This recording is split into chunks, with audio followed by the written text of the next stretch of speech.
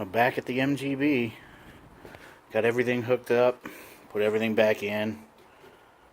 Actually looks pretty good. Even though I don't have the rest of it painted.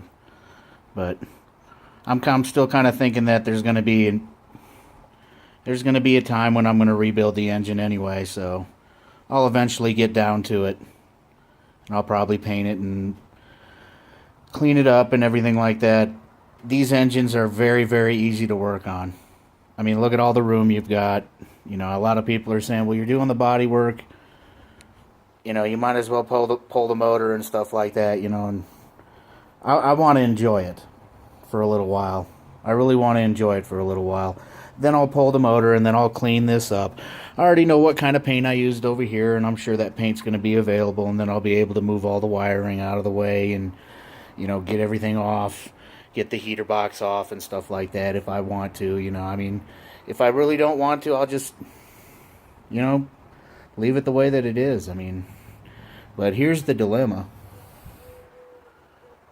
That freaking tube covers up the G. I knew it would too when I put it on, but that doesn't matter. I mean, I still like how everything came out.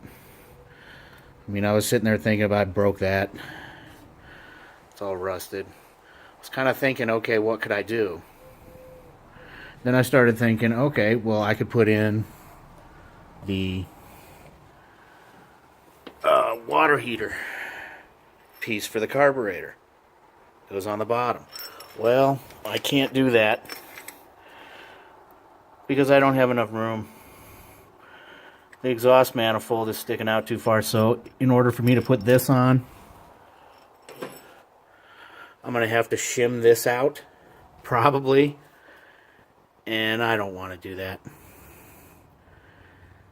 You know, and I'm sure there's, I mean, I'm a mechanic. I know how it all works, how it all functions mechanically, but I don't know if I move this back. I'm kind of thinking it will. It may matter on the air-to-fuel mixture, so you're going to have to adjust your carburetor as such, because now it's got a longer distance to travel.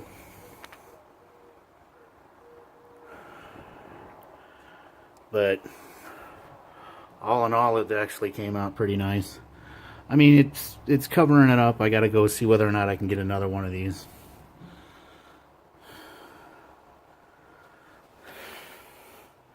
Painted the dipstick too. You know. So I got it all put back together, all put back on. The other thing I did was I checked to see whether or not it would still kick over. Everything's fine.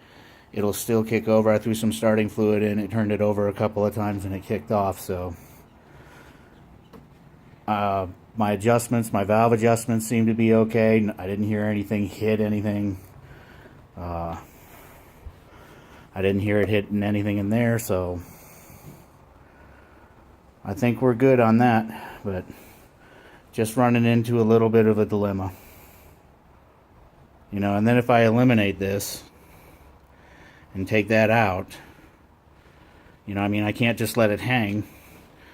What am I going to do with my spring return? Where am I going to put that? I'd have to make a bracket to actually hook it to, and boy, I don't want to do that either. You know, not that I'm lazy or anything like that. I don't have the tools. Wonderful. You know, I don't have the tools to do all that stuff.